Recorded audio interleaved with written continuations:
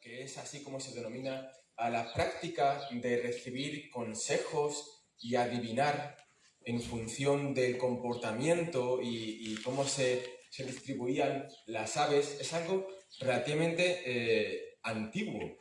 Y ya en la antigua Mesopotamia, los chamanes interpretaban como un buen augurio cuando un ave entraba a la vista del observador desde la derecha y se movía hacia la izquierda, o bien sobrevolaba por encima de un río. En cambio, si este ave entraba en el sentido contrario, ya se consideraba como un mal presagio, como que algo extraño o malo podía ocurrir.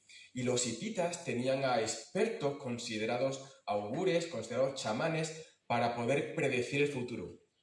Entonces, el futuro de las personas de esos pueblos se podía predecir en función de que un ave volase o se comportase de una u otra manera.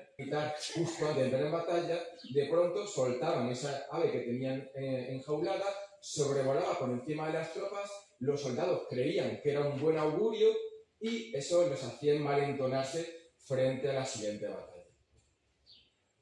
También en la antigua Roma, los grandes acontecimientos, como podían ser elegir a consejeros cónsules o decidir si al final tenían que entrar o no entrar en una batalla o una campaña de guerra, eran de alguna manera predichos o aprobados por los dioses.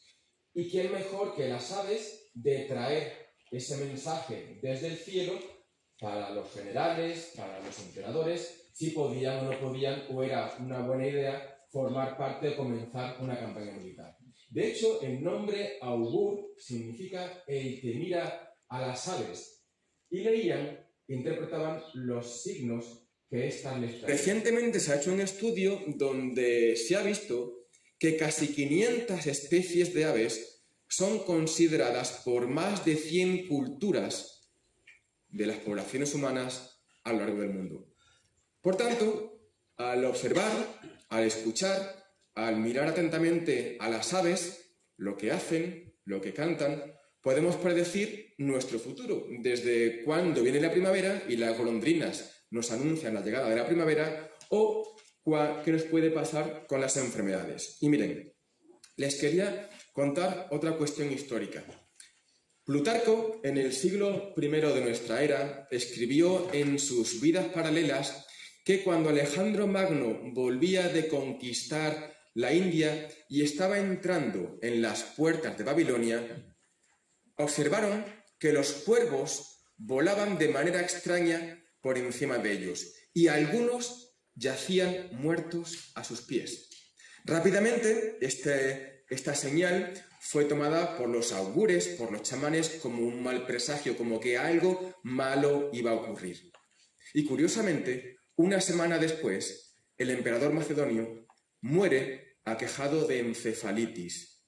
A principios del siglo XXI hubo una epidemia de virus del Nilo Occidental en Norteamérica.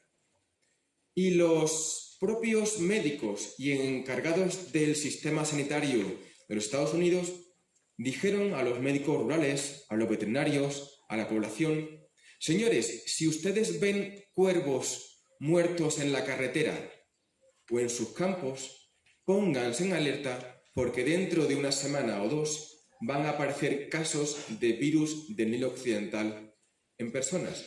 Y es que los cuervos son especialmente susceptibles a sufrir una mortalidad por este virus.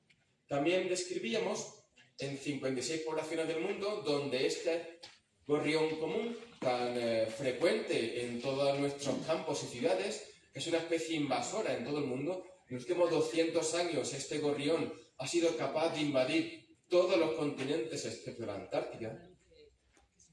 Y hemos visto que la malaria, que las especies de malaria que infectaban al gorrión han jugado un papel importante en la dispersión de esta especie de ave en todo el mundo. Y curiosamente, en los primeros 30 años parecía que los gorriones perdían los patógenos que podían haber viajado con él. Pero después su sistema inmunológico parecía que estaba más o menos acostumbrado y comenzaba a adquirir patógenos de las nuevas zonas, adquirir nuevos patógenos que empezaban a poder infectarnos. Uno de los problemas más graves que tenemos hoy en día en la Amazonía es el tráfico ilegal de especies. El tráfico ilegal de especies es la cuarta actividad delictiva más lucrativa que existe, justo después del tráfico de drogas o el tráfico de armas y de personas. La cuarta actividad delictiva más lucrativa que existe. Y curiosamente, analizando los puichos de la amarilla, esta especie de periquito que había en Perú, donde es transportado de forma ilegal por centenares de miles a todo el mundo, casi el 20% de estos periquitos portaban una especie de malaria con capacidad invasora. Cuando veas que a nuestros vecinos, las aves, los pájaros, que conviven con nosotros, les pasa algo, pongámonos en alerta porque algo también nos puede pasar a nosotros. Muchísimas gracias a todos ustedes por su atención.